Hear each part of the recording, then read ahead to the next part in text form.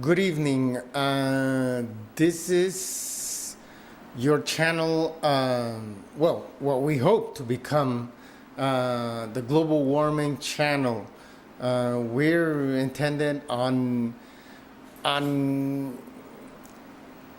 transferring as much information as possible to the general population of Honduras and the rest of Central America in the most easy to understand way. We have developed quite a success on matters of news analysis, and we have a huge ratings in Honduras, considering that this is a country, least developed country, that has among the lowest levels of development, among the lowest GDP per capita in the whole American continent. Only Haiti and Nicaragua are worse off than Honduras. Nevertheless, we have succeeded, we have been very successful in transmitting and explaining complicated subjects in economics, international relations, environmental science, and other subjects of daily occurrence to the general population, to the point of we appear in ratings as being more viewed than even normal entertaining programs such as Hollywood movies, sitcoms, sports, music, and which is highly unusual. For example, right now in the U.S., the most successful news program is the O'Reilly Factor in Fox News, and Bill O'Reilly has 7 million viewers, but it cannot match, it beats all other news programs, but it cannot compare to entertainment programs. For example, sitcoms like Two and a Half Men with Charlie Sheen. This one has 50 million viewers, and American Idol has 25 million viewers on a daily basis. So it's comparing like carrots with apples, carrots being the news program, which is less attractive for the general population. But we in Honduras have higher ratings than even American movies, than even American sitcoms. So the idea we're trying to do is develop a TV channel that focuses on global warming, and more particularly on deforestation, because Honduras has suffered, and we aim to cover all of Central America, because this is a region of tropical forests, and tropical forests are incredibly important for the absorption of carbon dioxide in the general war that is taking place right now between the emission of greenhouse gases and the suppression, or at least the absorption, of these greenhouse gases. And tropical forests have a higher capacity to do that than forests in temperate zones. Besides, these forests are also extremely useful on matters of they got a biodiversity, an amount of plants and animal species that is exponentially larger than all other regions of the world. The tropical forests like those in Central America and in other regions such as South America, Central Africa, and Southeast Asia, they account for just 6% of the world surface, but account for more than 50% of overall known species of plants and animals. So 50% of all pharmaceutical products are derived, are an extension to the biochemical formula that nature has provided in the form of plants and animals. And destroying this forest is a potential destruction of a future vaccine or a cure against cancer, Parkinson's, Alzheimer's, nephritis, arthritis, diabetes, and so many other diseases that are not curable or not fully curable with the present technology. So our goal is fundamentally to transfer this information to the general population. And this is a challenge because in Honduras, 15% of the population doesn't know how to read and write. In the rest of Central America is a little bit less problematic. The level of illiteracy is not as bad, but it's still high, and the level of the percentage that finishes high school is still less than half. So it's just like here, only like 3-4% of the population, 25 or older, who finishes university. So the capacity to comprehend complicated subjects like the link between preserving forest and not getting washed away in a huge flood or a mega hurricane is an idea that most of the population don't comprehend it. Politicians don't comprehend it, and if they do, they don't pay attention. Policy making never goes in this direction. So our goal is to change policy, and we are very effective. I came back, I studied basically in Europe, in Switzerland. I've got 7 university degrees, and 3 of them are from the University of Geneva in Switzerland. One of them is from the university, from the Ludwig Maximilians University in Munich, Germany. And when I came here 3 years ago, I started doing journalism, and I rapidly attracted a very huge amount of viewers, precisely because we can present ideas in a more coherent, consistent, logical way, more scientifically based. Everybody, the owners of all television channels, told me that the educational level of Honduras was too low and they would never understand. But we managed to make it very didactical, very easy to understand. So let us first position ourselves in overall world measurements to see where we are located exactly. This is a small country, small region of the world, and I was once in Singapore, and the customs official wouldn't know where Honduras is located. So I want to show you pictures about where is Honduras located. And here we are. This is in red in the American continent. To the left of the screen, you see the small strip of land. That's Central America. It's 7 nations. Our goal is to cover 6 of those nations because in 6 of those nations, Spanish is the only language spoken. In the other one, an ex-British colony, Belize, there they speak English. That's the fundamental language. But it's anyway very, very small. It's just 300,000 people, 321 to be exact, in Belize. And then there's approximately 40 million people in between Guatemala, El Salvador, Honduras, Nicaragua, Costa Rica, and Panama. And these countries have incredibly useful tropical forests from the perspective of absorbing carbon dioxide and from the perspective of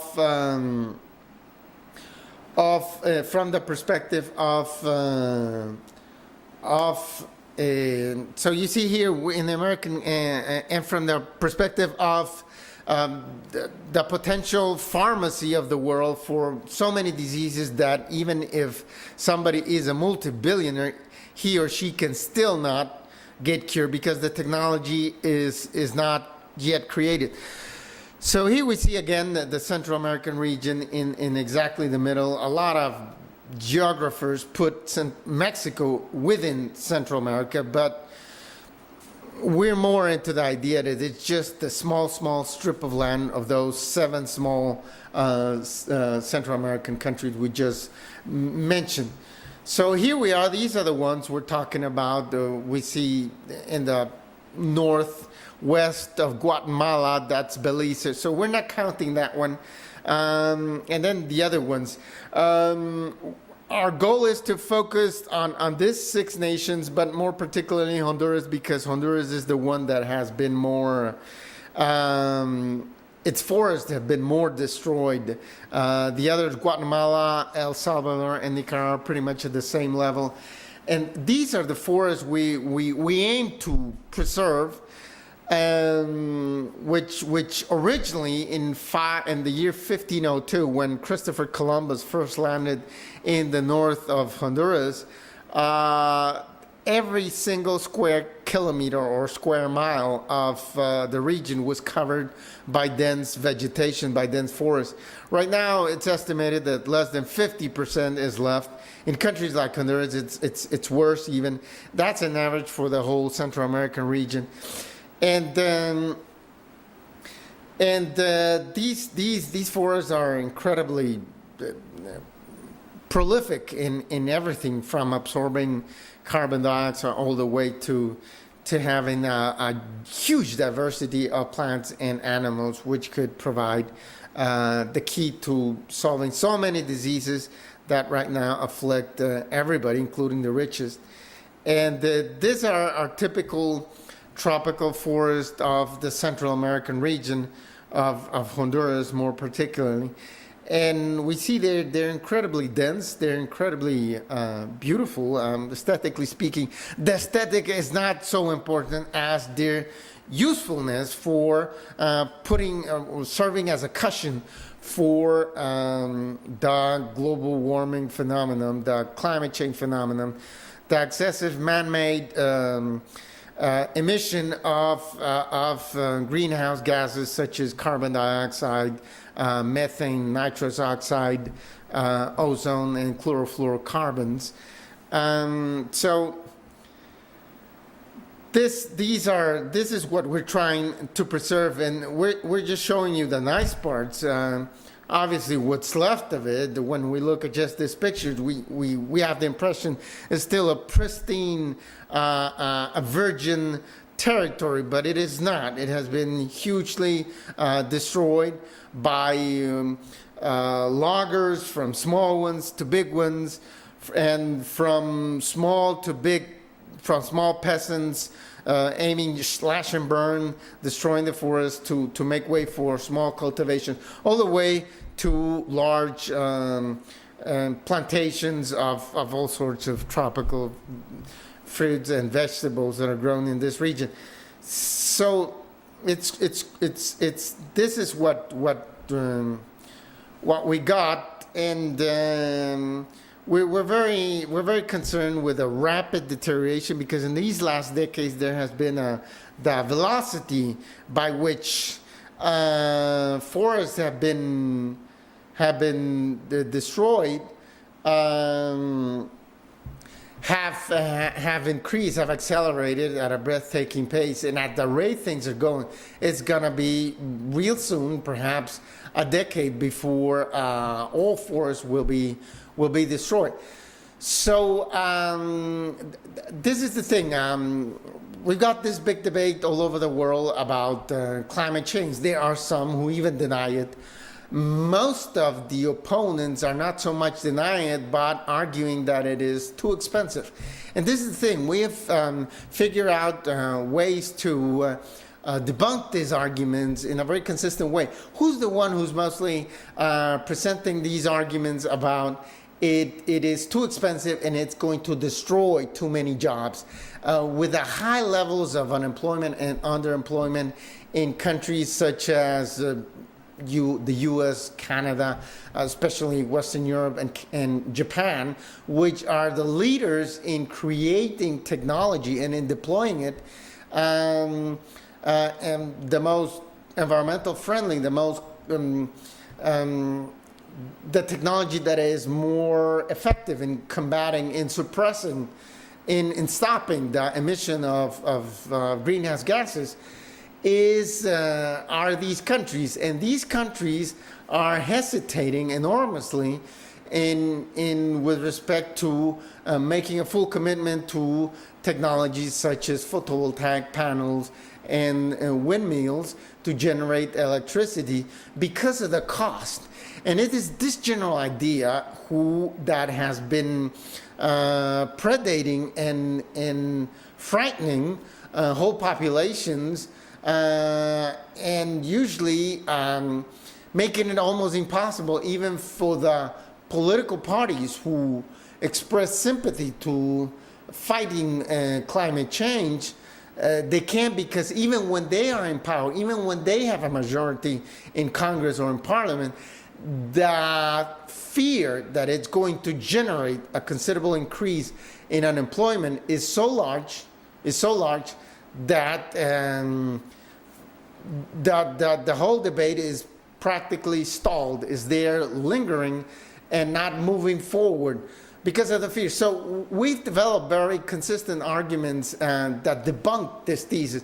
And this is the thing, who's the one mostly presenting these ideas about the fear of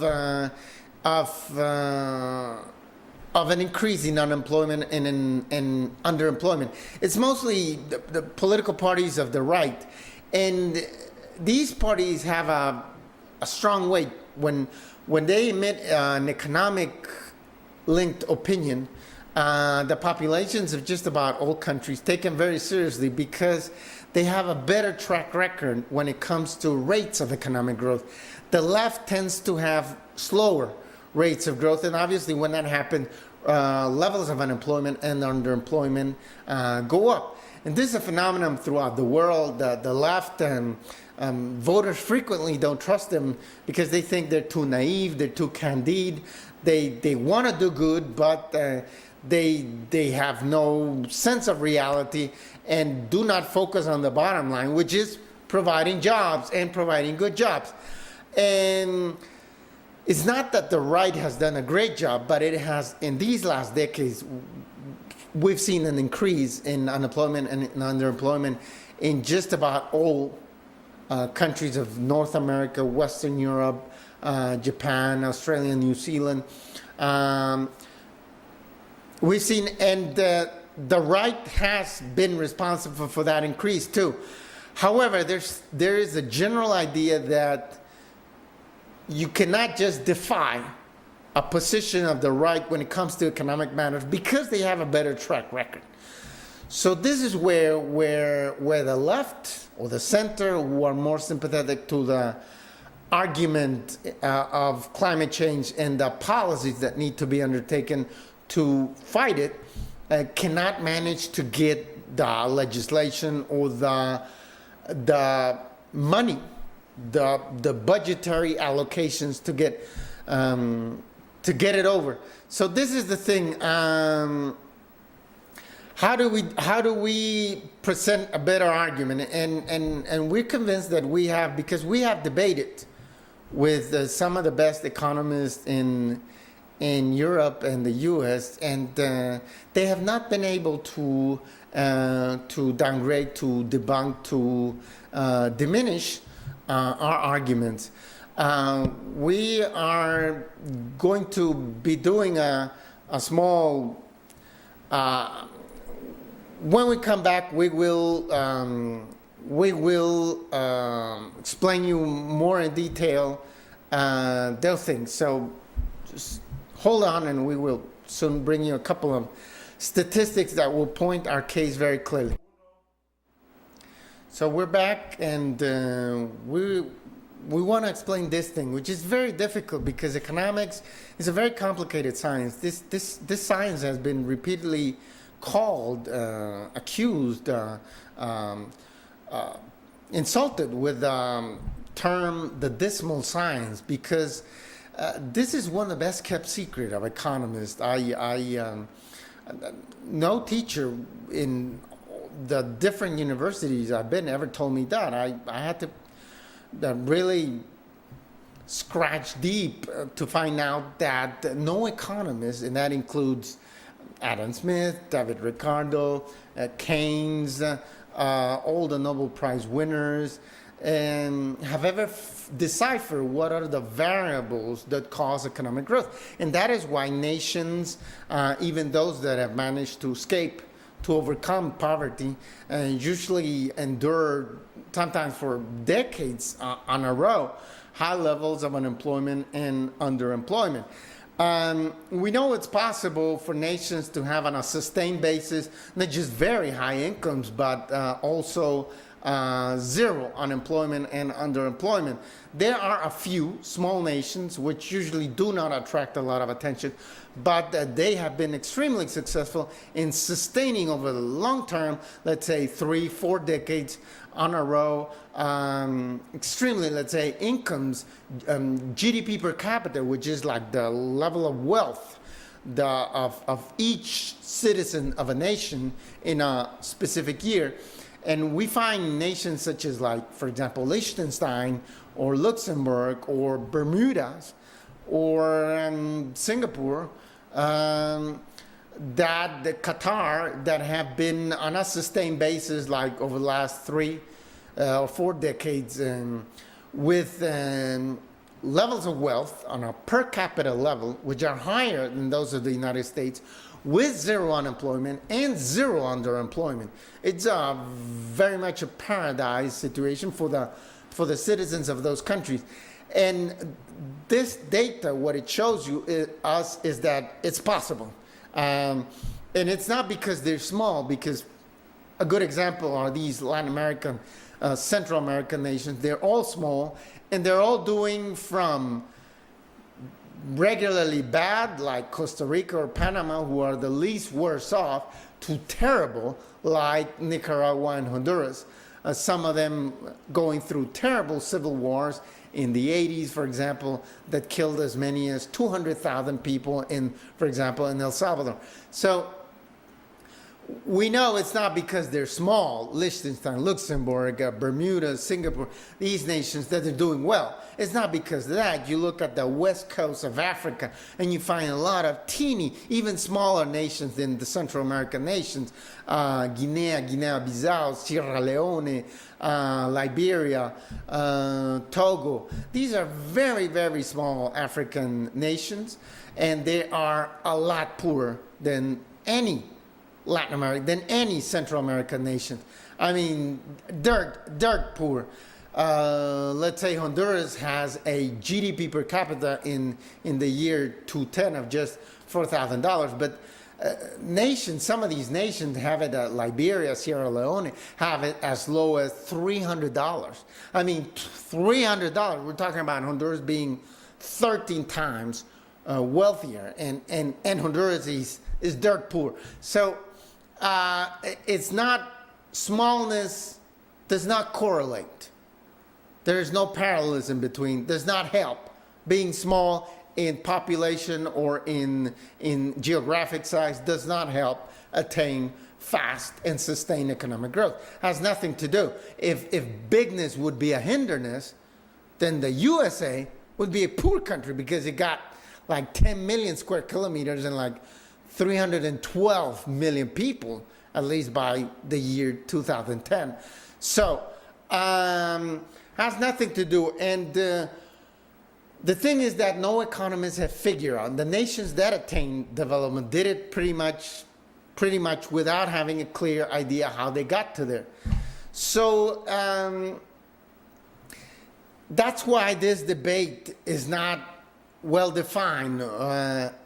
Is the fight, the fort, the policies, the budgetary allocations to fight global warming, climate change, is it something that will hinder fast growth, that will destroy jobs, that will generate unemployment? And this is usually a position of the right. And the right has a lot of credibility when it comes to economic matters, not because they know what causes economic growth, but because through history they have screwed up less than the left. So we want to show you a couple of statistics to show you why is it that this argument of the right has such a strong punch, and has been, as we see here, this Western Europe. And this has been like the most proactive region in the world over the last more or less 3 decades on green matters, on environmental matters, on pollution, on fighting pollution, and in on fighting climate change. And we see this is pretty much a reflection of, let's say, Germany, which is at the core of not just Western Europe, but Europe in general. And there has been a consistent deceleration of the rate of economic growth. This is the average annual GDP growth, gross domestic product, which is the rate of economic growth. So on an annual basis per decade, we see a systemic deceleration of the rate of economic growth. And obviously, and in the 50s and the 60s, there was overemployment in practically all of these nations, even nations that don't have such a good image when it comes to economic success, such as Greece, Portugal, Spain. They attain sustained rates of economic growth in the 50s and the 60s of 7, even 8% annually. But as time has gone by, it has systemically slowed down to the point of very, very high rates of unemployment and underemployment. And there has been a systemic increase in budgetary allocations to fight pollution, to advocate green causes, particularly in the last 2 decades on matters of climate change. And so it would seem that the right has a very strong argument.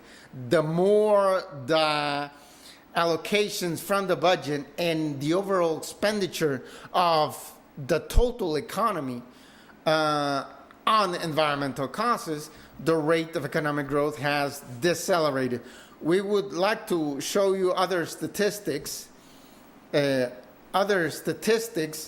of, in this case, Japan, and we see more or less the same phenomenon.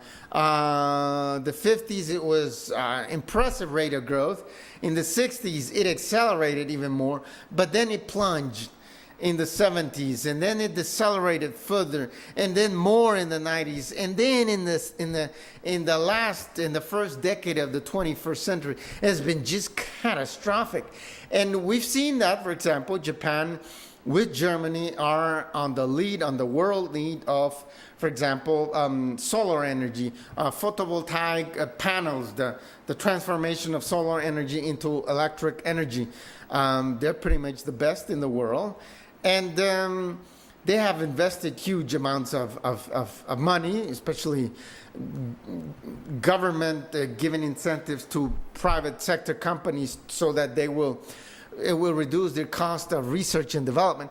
And we see this correlation, which is pretty worrying and strengthens the position of the right and the fear in the general population that increasing expenditures, increasing efforts, increasing policies that fight global warming, that combat climate change, are detrimental for the job market.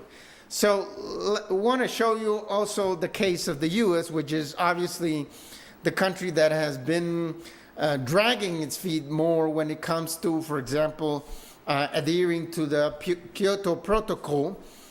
And we'd like to show you another set of statistics here from the United States. And here we don't see as pronounced a deceleration in the rate of economic growth, in the rate of gross domestic product. But we do see a consistent deceleration. Well, there was a small improvement in the 90s, but then again it fell to the worst level since the 1930s. Only in the 1930s did the U.S. attain a much slower rate of economic growth. All these nations, developed countries, need a bare minimum of about 3% rate of growth on a sustained basis, that is over a decade, so that unemployment and underemployment won't increase. And if they want to see a rapid decrease, they need something better like 4%, and more even better still. So we see this situation, and it would seem that this argument is very strong. But when let's get back to the studio, and So this is the situation right now, and it doesn't look too well for the cause of combating climate change. That is the reason why these negotiations have been stalling, have been going on without success, even though the statistical evidence keeps every time growing on matters of hard evidence supporting the case that we got human-made global warming, human-made climate change, and we need to fight it.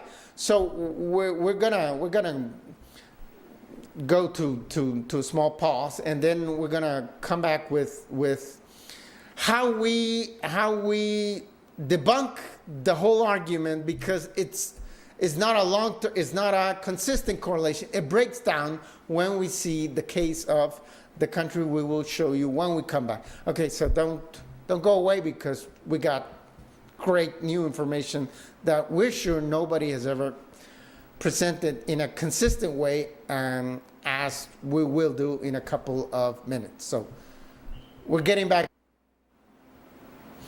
Well, we're back, and we are very concerned with this situation. As we said, this debate, we've been hearing it over and over again.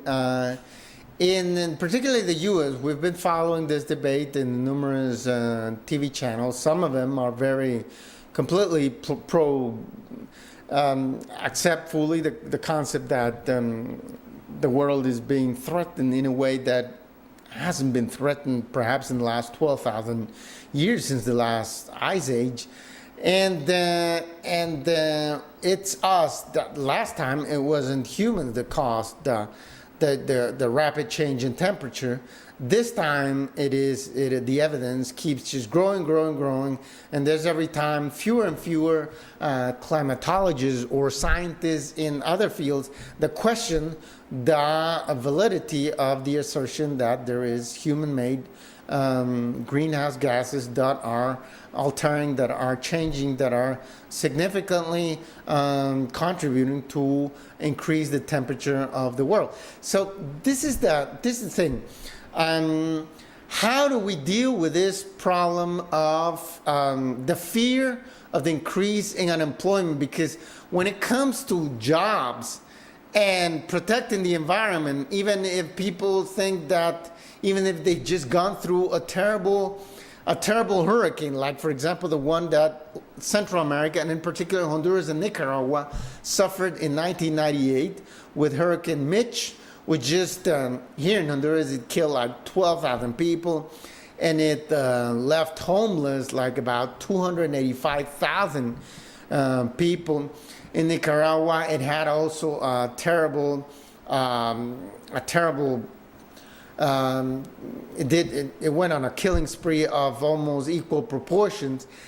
And we look at the statistics, and they keep getting stronger and stronger and more frequent. Droughts. Last year we had an inordinate and unusual record drought in Honduras, and then almost record rains. It's the forecasts of climatologists have been, it's almost like they would be seeing on a crystal ball. The thing is that between even a country that has just gone through a devastating flood or devastating hurricane or a devastating drought, still, when it comes to jobs and something that somehow seems distant, yeah, maybe you get lucky. The next big hurricane, it might just hit Guatemala and it might not hit us, or it might just hit Mexico or whatever, But jobs, you need a job every day. You need to pay the rent every day. So how do we square the circle, to put it in more philosophical terms? Well, the issue is this. From the beginning in 1992, when there was this meeting in Rio de Janeiro, and the first world effort to brainstorm the potential problems of climate change, there was this idea which went into further, has grown stronger every day, in a way that developing countries shouldn't have to pay for this, because the bulk of the greenhouse gases that are right now causing these problems were emitted by developed countries, North America, Western Europe, Japan, whatever, over the last 100, 150 years. So, and besides, there was also the idea of jobs, in the sense that this is very expensive and this will hinder the possibilities of so many of these nations, which are desperately trying to get not so much out of unemployment, but out of poverty that is even more painful than the unemployment that developed countries usually endure. So China has been very reluctant. In India now, China has become the biggest emitter, the biggest source of greenhouse gases since 2009. By objective measurement, China has become number one in the world in generating carbon dioxide and methane and nitrous oxide and ozone and chlorofluorocarbons and all these greenhouse gases. So the thing is that China has been reluctant, but at the same time, this is the beauty of the thing. China debunks the whole concept for developed countries and for developing countries that investing a lot in new technologies that emit zero or almost zero greenhouse gases, such as solar energy and wind energy. The idea that this is not compatible with fast economic growth, China had just debunked it, even though they're not officially endorsing that idea. They're still endorsing the idea that they will not sign any document like the Kyoto Protocol, that they will not sign any document that binds them to cut rapidly greenhouse gases, because this could destroy the more than 30 years of fast economic growth they've been attaining since 1979. So this is the thing. We look at the statistics, and we want to show you here the statistics from China for the last 60 years, the same ones, the gross domestic product, the rate of economic growth. And when we see these statistics, we've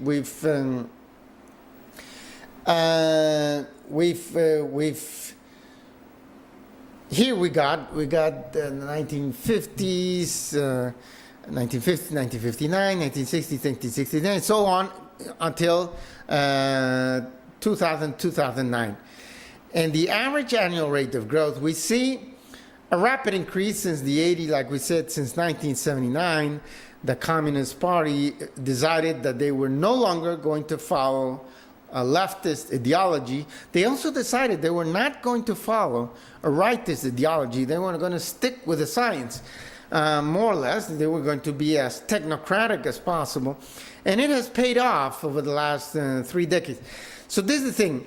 In the last 10 years, China, even though it has not signed international agreements to limit significantly the emission of greenhouse gases, it has significantly changed the generation of energy within its approximately 10 million square kilometer country. China last year overtook the U.S. in being the country that spends more in solar panels and windmills for the generation of electricity. And it spent almost double in dollar terms than the U.S. And somebody said, well, China has like more than 4 times the population of the U.S. Sure, but the U.S. has well, China is a nation with just like a 7,000 GDP per capita for the year 2010, while the U.S. has 47,000, which is a huge difference. It's like 6 to 8 times, 6 times more, something like that, 6 to 8 times more. on a per capita basis, Americans are a lot wealthier. So China is in a great, as a percentage of GDP, actually investing more on fighting, on really going for the technologies that are not a stopgap, like natural gas. And by the way, a report from the University of Boston just came out the other day saying that natural gas is not as good as we thought when it comes to greenhouse gases, that it is just as bad as oil, or maybe even as bad as coal. So really, we got to go all the way, and we got to go for solar energy and for windmills or some other that really goes to zero when it comes to the emission of greenhouse gases. So the thing is that China made an effort that was actually larger than a developed country, than any developed country. That was impressive because it's still a third world country. Look, I want to show you another set of, right there. This is GDP per capita. This is not the rate of growth. This is in the year 2010. These are statistics from the CIA fact book, which we found more accurate than those of the World Bank. And the thing is that look at this. Japan in last year had 34,000. On average, each Japanese had an income throughout the whole year of $34,000 US dollars, and Germany had 36, and the US had 47, considerably higher, and Honduras has 4,000. Well, China has just 7,000. In broad general terms, you can say a nation belongs to the third world when it has less than $10,000. GDP per capita, when it has a GDP per capita of less than 10,000. And when it's in between 10,000 and less than 20,000, it's a middle income country. And when it's got more than 20,000, it's a developed country or rich country. So you see, China is better off than Honduras, but not better off than Costa Rica or Panama, for example, which got 11 and 12,000 respectively of GDP per capita. So let's get back to the studio. So as you can see, there is a huge difference when it comes to levels of development. So this idea, which is so entrenched, and this is what we're saying right now, the level of consciousness, of perception, of knowledge about global warming, about climate change in Central America, in Honduras particularly, is practically zero. I mean, it's a non-issue. It's a non-starter. You go nowhere pretty much presenting a subject. That's why we have not been able to succeed in convincing any TV channel to create a program on this matter. And that's why we are lobbying the world to help us create a channel which will be obviously in Spanish, and will cover the Central American region to create consciousness among the population that there is an imperative need to radically change the greenhouse gas footprint, the emission of greenhouse gases. We're gonna go to a pause right now, and when we come back, we will tell you why is it that we are so convinced that we can succeed in persuading the population to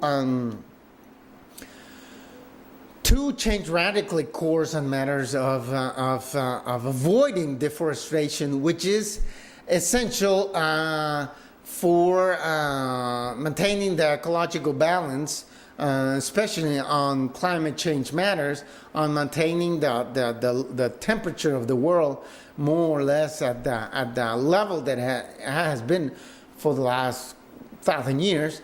Why we're so convinced that we just need a lot more time, more space in TV in order to be successful on this matter in preserving the rainforest, the tropical forests of the Central American region. So we'll be back in a couple of seconds. Well, we're back, and Yeah, it's pretty hot here in Central America, and the thing is, it's getting hotter because because of climate change. We've been feeling it. I mean, it's something that, well, I was in Switzerland. I remember we had record heats. There was a summer that you just couldn't find any ventilator or air conditioner in the stores. Everybody had taken them by storm. That was the same year. I don't know exactly when it was. Maybe 2002, somewhere around that, 2003, where there was a huge amount of deaths, especially in France, because the heat was so excessive. So we're seeing these record temperatures and these huge variations in extremes, in huge rainfall, huge droughts. The thing is, why are we so convinced that we can persuade the population of Central America? Well, since I came back to Honduras in the beginning of 2008, I started working in journalism for the first time in my life, and I did a great amount of studies before that. I'm a scientist at heart, and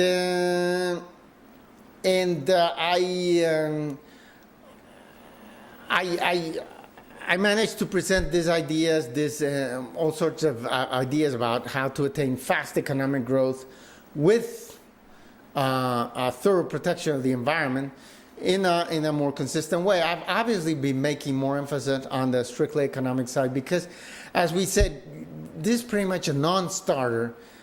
Subjects of the environment, and you have to bombard the population with a lot more time in order to succeed. But the thing is that we've been making emphasis on economics, and we've been systemically making reference to two economies in the world as role models for Honduras. That is Singapore and Hong Kong.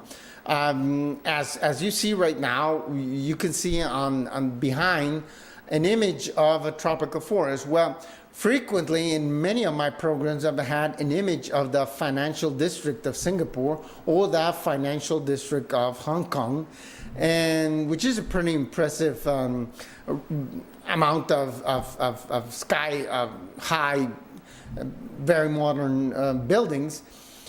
And I've been constantly showing how these nations that have absolutely no natural resource, not even agriculture, usually have to buy much of their water from neighboring countries, and still have managed to outperform on wealth, on per capita wealth, the US, and particularly Singapore.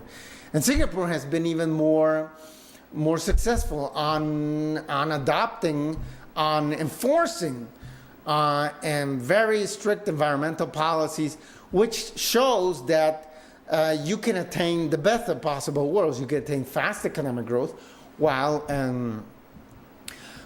attaining also a strong protection of the environment. So the thing is that Honduras is a nation that usually is always behind everybody else in just about everything. I mean, everything that is good. We got right now like about the highest homicide rate in the world. I mean, we got to like double as high in Iraq.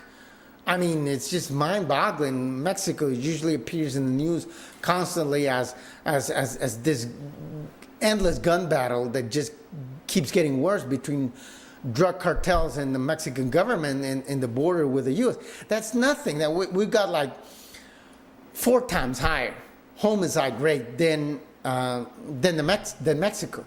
So it's usually bad. But the funny thing is that the Honduran government recently did something very unusual, which was they copied, they practically took word by word that I have been repeating day after day, even though I got a very small amount of airspace, because I don't belong to any political party, because I don't adhere to any ideology of the left or the right.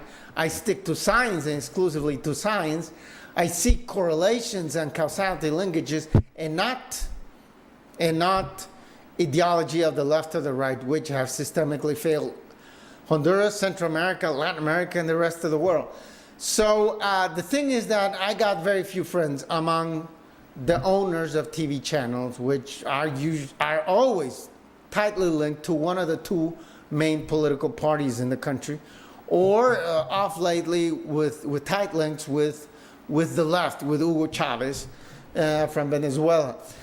And that way I barely get any airspace.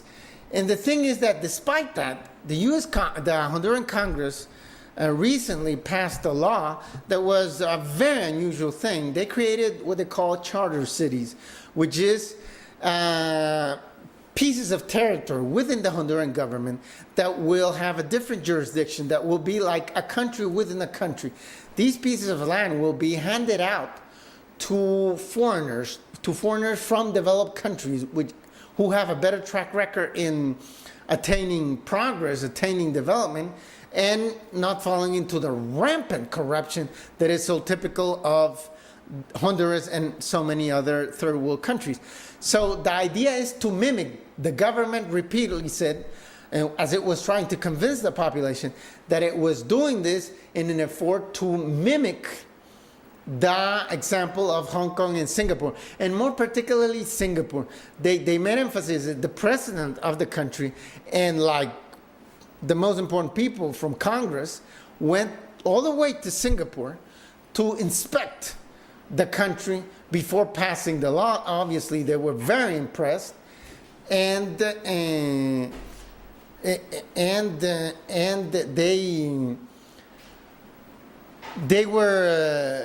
passed the law. And the thing is that before I came here, they didn't even know where the hell was Singapore.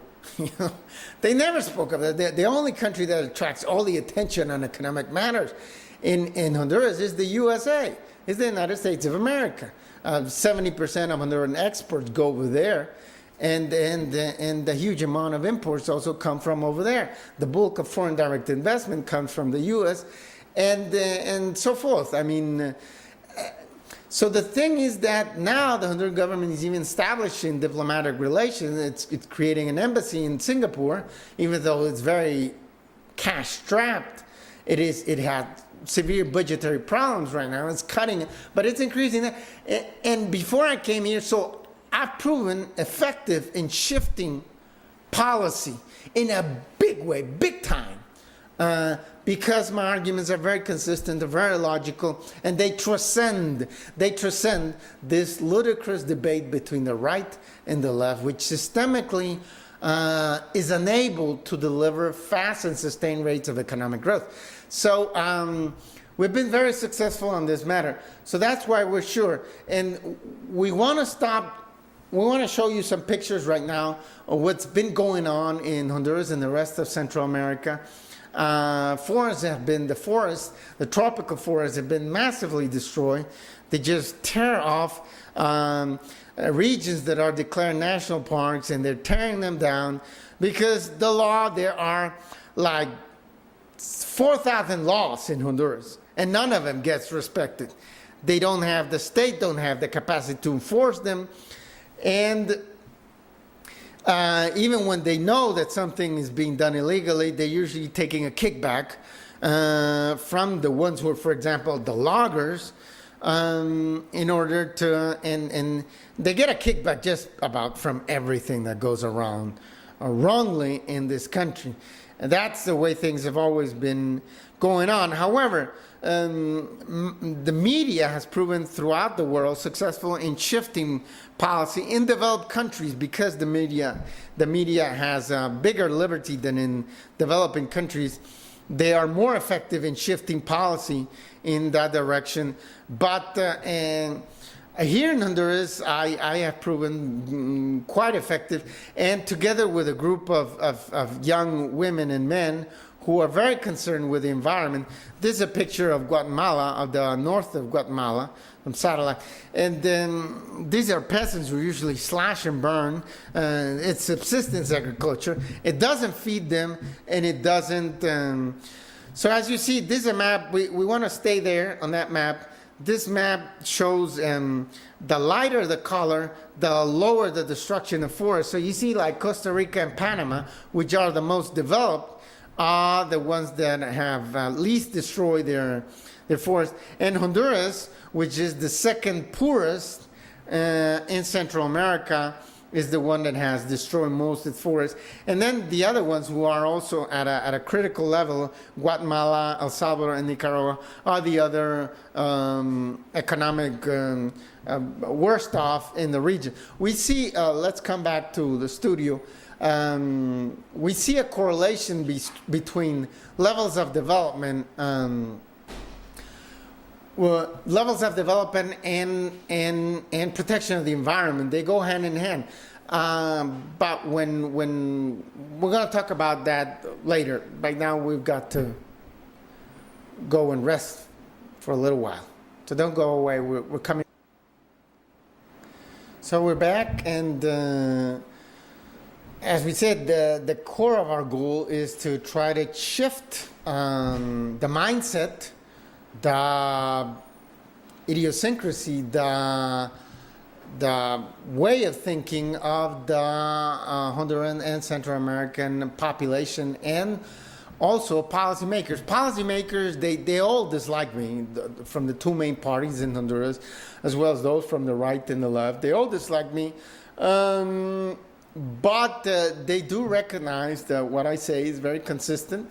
I usually I usually bring people from all positions in Honduras and usually crush them in the debate. And because I focus things from a different perspective. We're focusing things from a strictly scientific perspective, and the whole thing takes a new debate. So we see a correlation. We're saying we see a correlation between levels of development and the protection of the environment. For example, the slash and burn destruction of forests by small peasants. That wouldn't occur if we get fast economic growth. Then we can shift the population voluntarily. We see in all nations of the world a rapid increase, a rapid flow, rural-urban flow of people. The faster the rate of economic growth, the faster people go away from the rural areas to the cities. In the last 30 years, more than 200 million peasants in China have gone mostly to the coastal cities, which are the ones that have attained the fastest rates of economic growth, therefore created the largest amount of jobs and the highest paying jobs. So this is a phenomenon we saw over the last 200 years in Western Europe, in North America, Japan. And we know that nobody suffers because they abandon the fields, the rural areas. Nobody suffers. People live better in cities. And there's a higher means the destruction, the slash and burn destruction of forests no longer occurs because people no longer make a subsistence living from farming. Then the logging also, environmental protection agencies are always more effective in developed countries because we know that the higher level of development, the higher the salaries of public officials, and therefore the lower the chance of them getting bribed. So how do we get fast economic growth? Well, we're about to publish a book, hopefully in New York soon, where we demonstrate a correlation between over the last 3,000 years of human history all over the world. We scrutinize all countries in the world, and we find a correlation, a parallelism, a very tight parallelism between levels of intelligence of the rulers of a country and the rate of economic growth. So the higher the level of intelligence of the ruler of a country, the faster tended to be the rate of economic growth. It didn't always happen, but like in 75, 80% of the time, 4/5 of the time, it did happen. It happened in the 21st century, in the 20th century, in the 19th century, on a systemic basis. And for example, we want to show you we would like to show you, for example, the new generation of automobiles, that have just come out, completely electric automobiles like the Nissan Leaf and the Mitsubishi Miev or the Think City or the Tesla, the Roadster Tesla. We'd like to show you these photographs, right? Well, see. The Toyota Prius, which was the first hybrid, look at the huge difference in price. We lowered We go down and we show the other, here again, the completely electric. And there's a huge gap. So even for people from rich countries, they will really hesitate a lot between buying. For example, the Leaf is based on the Versa, and also the Prius is based on the Yaris. It's practically the same structure car, but it's just the batteries which are so expensive, and it elevates the cost. So the faster the rate of economic growth, the higher go the incomes of a population, the sooner that population can buy fully electric cars. We show you also the Nissan Mief, the Mitsubishi Mief, I'm sorry, and we see also a big gap in price, 30,000 to 14,000. It's a no-brainer. I mean, for somebody who's not necessarily cash strapped, but still not a millionaire, not a surgeon, for example, not a heart surgeon or a hotshot lawyer, definitely go for the gasoline automobile.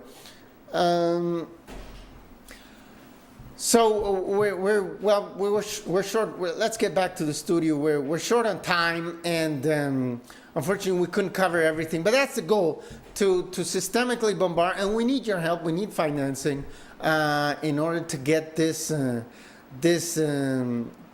channel set here in Honduras, and be able to cover not just all of Honduras, access all television sets in the country. Like 95% of the population of Honduras and the rest of Central America watch TV on a regular basis. So television is excessively effective for reaching a population more than radio or newspapers.